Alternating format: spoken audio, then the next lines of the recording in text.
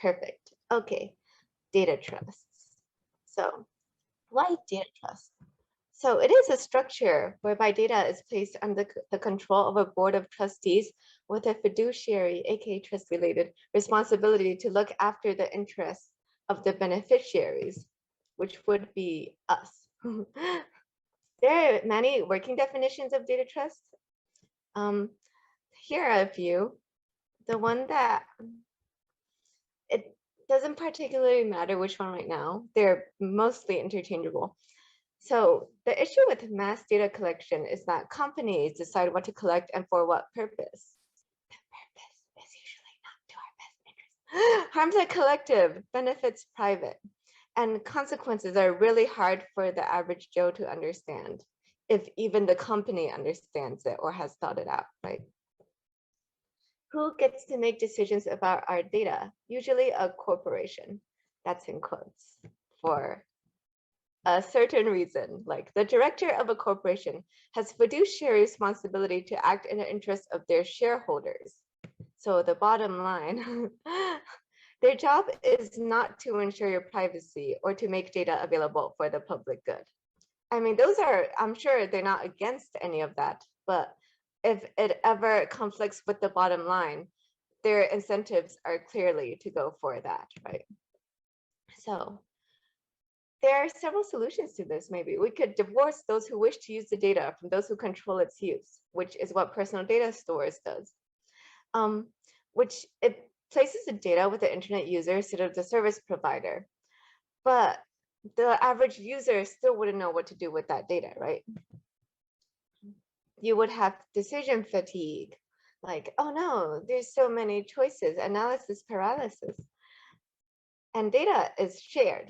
So your sharing data affects me. So even if I decide like, okay, you know what, I'm going to be an isolationist island here, everyone else around me, it's gonna affect, like their data affects me. Yeah, if I am in that particular demographic or area, etc. And there is an enormous power imbalance between the corporations and the user, because Facebook's not gonna cry if you deactivate or delete for, like basically everyone is disposable, and that's really, really bad for bargaining power. Here is a nice and handy chart that I found, which tells you like, okay, which data governance structure is best for you. Has the data already been collected? Yes. Does this collected data give rise to personal rights? Yes. Then you can choose a bunch of these options. The one that I'm going to talk about is under the data commons one. And data commons is in which you basically put all the data from these public data sets to like an open knowledge repository. And a particular subset of that is called data trusts, in which like it allows for governance of these data commons. It allows individuals or groups to hand over their data or data rights to a board of trustees who will govern it on their behalf and on the behalf of the beneficiaries of the data trust. And how does this solve the mass data collection problems? So for your data privacy concerns, right now, when you share your DNA with 23andMe, it reveals a lot about your family's genetic makeup, and what you share on social media can influence your friends' insurance premiums. Your income statements can affect your neighbor's ability to obtain a loan. So should sharing this information be solely up to you? If it has such, massive widespread consequences.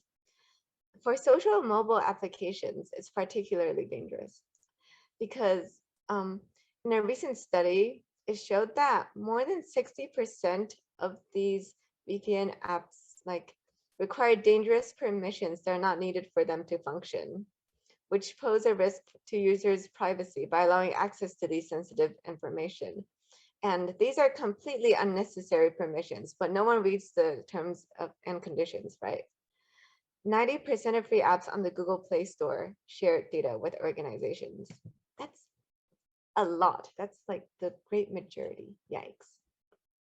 The key elements of a data trust.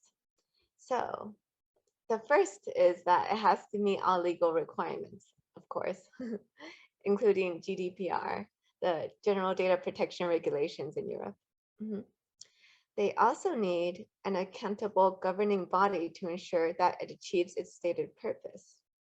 Comprehensive data management, including clear processes responsible for these collection, and training and accountability requirements for all data users, and ongoing public and stakeholder engagement, basically dynamic consent. Okay, the 12 minimum specifications to make a data trust. The first is legal. The data trust has to be legal. The second, the government's portion of it, is the data trust must have a stated purpose. What values is it, is it supposed to fall under? And the data trust must be transparent in its activities. It must have an accountable governing body to hold it accountable, and it must be adaptive to the environment and the emerging tech environment that is very rapidly changing. Management. There must be well-defined policies and processes for the collection, storage, use, and disclosure of data. If it's ill-defined, that is a lot of data at stake. Policies and processes must include data protection safeguards, which are reviewed and updated regularly.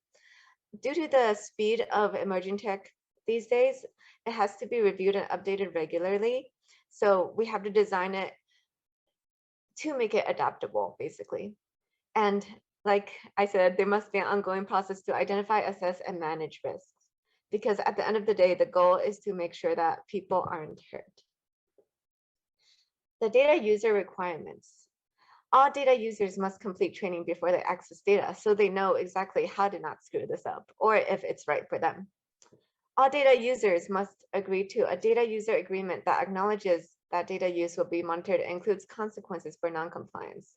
Right now, for most terms and services, people they agree to it, but how many read it? Probably none of you. If you do, props to you. But yeah, we need a way to have them actually understand, and that way that we will say there will be consequences for non-compliance, because they would not be the only person who is affected if something goes wrong. And public and stakeholder engagement. There must be early and ongoing engagement with stakeholders, including members of the public, especially the most disenfranchised. Yeah.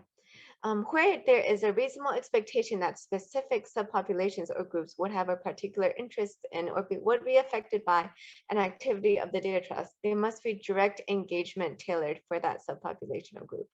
So say the data trust is going to do something that's going to affect a certain subpopulation. Like right now, there's nothing stopping companies from just making the action, right? But with a data trust, they would have to have some way to make sure that that group's voice is taken into account. Additional points of consideration that's not like minimum specifications, but important to consider, is that we're international.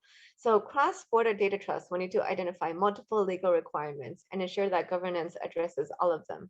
Like the most obvious one I can think of is the General Data Protection Regulations for Europe. They have protections that Free Speech USA does not necessarily have. So if someone were to make a data trust in the US and wanted to be international, they would have to consider like GDPR as well. Another point of consideration, there are binding terms and conditions and data sharing agreements between legal entities when data are shared. And last but not least, for research ethic boards and such, there will be project-specific requirements in those for obtaining consent from data subjects. Yeah. Here's a nice handy chart on everything that you could consider while making your data trust or designing it. Like, how would you fund it?